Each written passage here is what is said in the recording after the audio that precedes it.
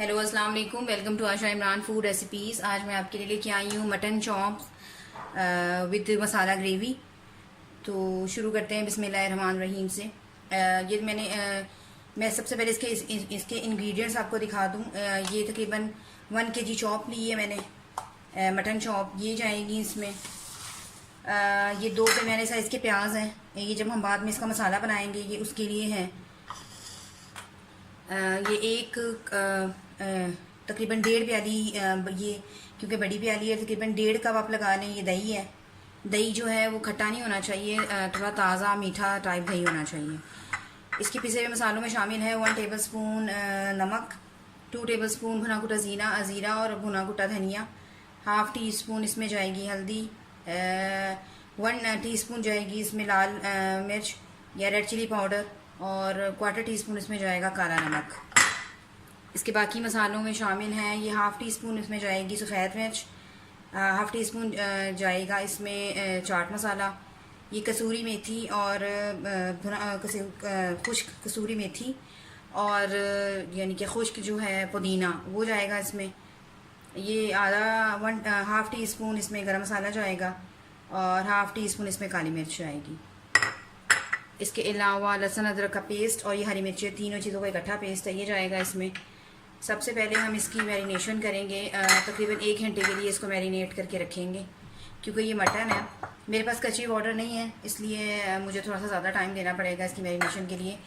और मैं इसको प्रेशर कुकर में जो है इसको गलाऊँगी। तो शुरू करते हैं बिस्मिल्लाहिर्रहमानिर्रहीम से। ये तकरीबन 1 किलो चॉप्स है, ये जाएगी मटन चॉप्स। इसमें दही चला जाएगा हमारा। उसके अलावा ये जो मसाले मैंने आपको बताए हैं सब चले जाएंगे इसमें। ये मसाले भी चले जाएंगे इसमें। लहसुन अदरक और हरी मिर्चों का पेस्ट भी जाएगा इसमें। मैं इनको हाथ से आपस में मिक्स करूँगी। आप चाहें तो स्पैचुला की मदद से या किसी और चम्मच की मदद से भी कर सकते हैं।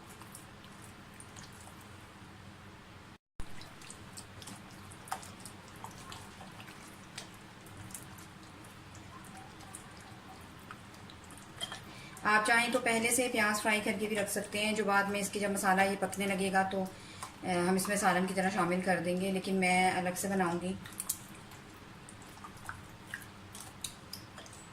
तकरीबन 1 घंटे की मैरिनेशन के लिए मैं इसको रखने लगी हूँ।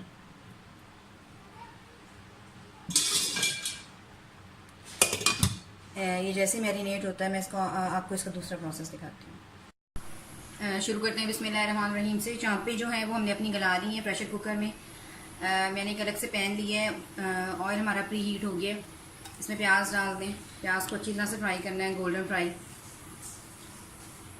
अब इसमें किसी किस्म का कोई और मसाला डालने की ज़रूरत नहीं है। चांपों में हमने अच्छी तरह से मसाले वगैरह डाल दिए हैं। सिर्फ अब इसको गोल्डन फ्राई करना है और बाकी सारी चीज़ों को बाद में इसमें शामिल करना है।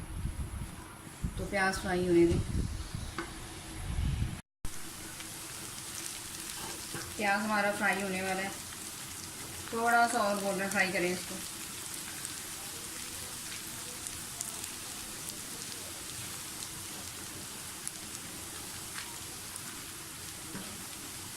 प्याज के अच्छी तरह से फ्राई होने की ख़ास खुशबू होती है, वो आनी चाहिए, जलना नहीं चाहिए प्याज को।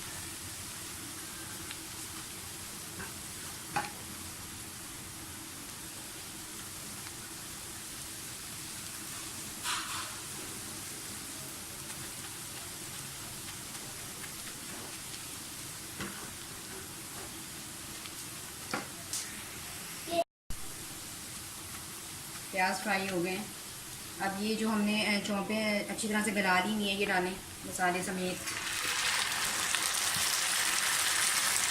इसी तरह से मसाला फ्राई चौंप भी बनाई जाती है, लेकिन मैं ये ग्रेवी यानी कि मसाले वाली चौंप बना रही हूँ। ये फ्राई नहीं होगी, ये सालन की तरह बनेगी।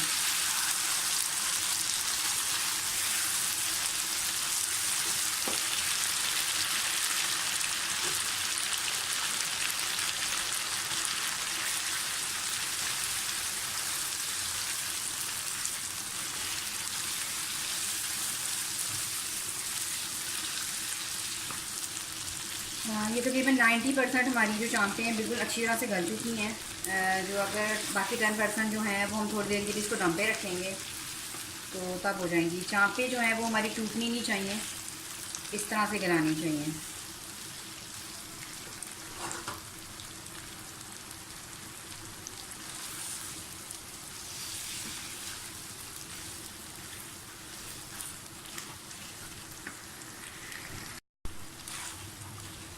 अच्छी तरह से भून लें।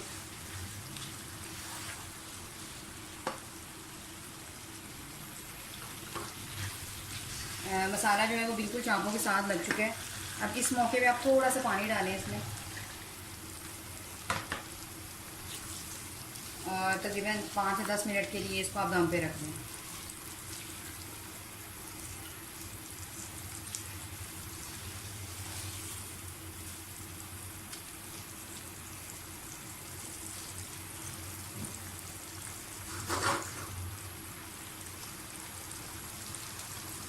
थोड़ा सा पानी हो जाएगा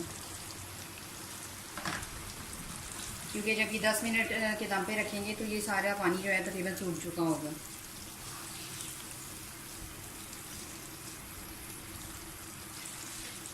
इसको 10 मिनट के लिए रख दें दम पर, हल्की आंच पर। और ये है मेरी आज की recipe mutton chops with masala gravy. इसे ज़रूर बनाइएगा, ये बहुत अलग सा जायका बनेगा। उम्मीद करती हूँ आपको मेरी ये रेसिपी भी पसंद आएगी। अगर आपको मेरी रेसिपीज़ पसंद आ रही हैं तो प्लीज़ मेरे channel Ayesha Imran food recipes को ज़रूर सब्सक्राइब कीजिए, दोस्तों रिश्तेदारों से शेयर कीजिए और बेल का बटन दबाइए ताकि मेरी हर आने वाली नई रेसिपी फ़ौरी आप तक पहुँचे। अगली रेसिपी तक के लिए अल्लाह हाफ़िज़। और ये है मेरी आज की recipes mutton chops with masala gravy और नान या तंदूरी रोटी या तंदूरी नान, आटे वाले नान, कुछ भी कह सकते हैं आप इसे। उम्मीद करती हूँ मेरी आज की रेसिपीज़ भी आपको पसंद आई होंगी। अगर आपको मेरी रेसिपीज़ पसंद आ रही हैं तो प्लीज़ मेरे channel Ayesha Imran food recipes को सब्सक्राइब कीजिए, लाइक कीजिए, शेयर कीजिए और बेल का बटन दबाइए ताकि मेरी हर आने वाली नई रेसिपी फ़ौरी आप तक पहुँचे। अगली रेसिपी तक के लिए अल्लाह हाफ़िज़।